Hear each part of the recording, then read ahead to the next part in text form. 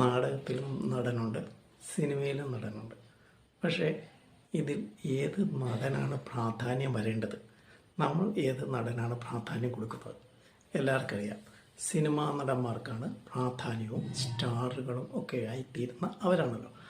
അതുകൊണ്ട് നമുക്കിതിനെക്കുറിച്ചൊന്ന് ചിന്തിക്കുമ്പോൾ ശരിയായിട്ട് പറഞ്ഞാൽ ഏത് നടനാണ് അവൻ്റെ കഴിവുകൾ ഉപയോഗിക്കാനുള്ള സാധ്യത കൂടുതലുള്ളത്? അത് സിനിമയിലല്ല. സിനിമയിലെ നടനെ സംബന്ധിച്ച് അവൻ ഒന്നുമല്ലെന്ന് വേണമെങ്കിൽ പറയാം. കാരണം അതിൻ്റെ അതോറിറ്റി സംവിധായകനാണ്. ഏത് രീതിയിലൊക്കെ നടൻ അഭിനയിച്ചാലും അതൊക്കെ വേണോ വേണ്ടോ എന്ന് തീരുമാനിക്കുന്നത് സംവിധായകനാണ്. എത്ര ഗംഭീരമായിട്ട് അഭിനയിച്ച ഒരു നടനും ഇന്ന ഭാഗം അതിനുണ്ടാവണം എന്ന് ഉറപ്പിച്ച് വിശ്വസിക്കാൻ പറ്റുകയില്ല. എപ്പോൾ വേണേലും ആ ഭാഗം സംവിധായകന് അതിൽ നിന്ന് മാറ്റാം.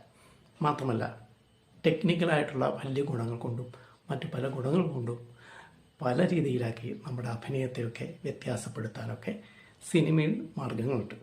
എന്നാൽ നാടകത്തിൻ്റെ കാര്യം അതാണോ? നാടകത്തിൽ സംവിധായകന് എപ്പോൾ വരെയാണ് പങ്ക്? റിഹേഴ്സലിൽ മാത്രം.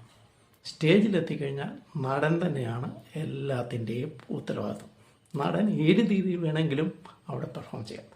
അവിടെ നിയന്ത്രിക്കാൻ സംവിധായകനില്ല. സംവിധായകന് നടൻ അഭിനയിച്ച ഒരു കാര്യം എടുത്തു മാറ്റാനോ ഒന്നും പറ്റില്ല. സംവിധായകനെക്കാട്ടിലും അവിടെ ഉയർന്നു നിൽക്കുന്നത് നടനാണ്. ശരിയായിട്ട് പറഞ്ഞാൽ സിനിമ എന്ന് പറയുന്നത് സംവിധായകൻ്റെ കലയാവുകയും നാടകം എന്ന് പറയുന്നത് നടൻ്റെ കലയാവുകയും ചെയ്യുന്നിടത്ത് നമുക്ക് കൃത്യമായിട്ടും അറിയാം, അഭിനയത്തിൻ്റെ കഴിവുകൾ കൃത്യമായിട്ടും തിരിച്ചറിയുവാൻ പറ്റിയ മേഖല എന്ന് പറയുന്നത് സിനിമയല്ല, നാടകമാണ്.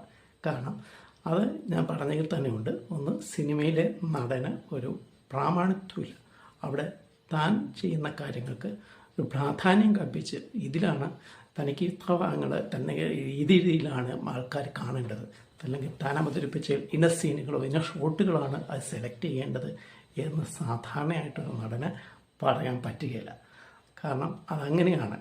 സിനിമ സംവിധായകൻ്റെ കലയായതുകൊണ്ട് തന്നെ സംവിധായകനാണ് അവസാന തീരുമാനങ്ങൾ എടുക്കുന്നത്. പക്ഷേ ഒരു നാടകത്തിൽ അഭിനയിക്കാൻ വരുന്ന ആ പെർഫോമൻസിന് തൊട്ട് മുമ്പ് വരെ സംവിധായകൻ എന്തെങ്കിലുമൊക്കെ പറഞ്ഞു കൊടുക്കുകയോ നിയന്ത്രണങ്ങളൊക്കെ ഉണ്ട്. പക്ഷേ രംഗത്ത് നടനെ നിയന്ത്രിക്കാൻ ഒരു അവകാശവുമില്ല.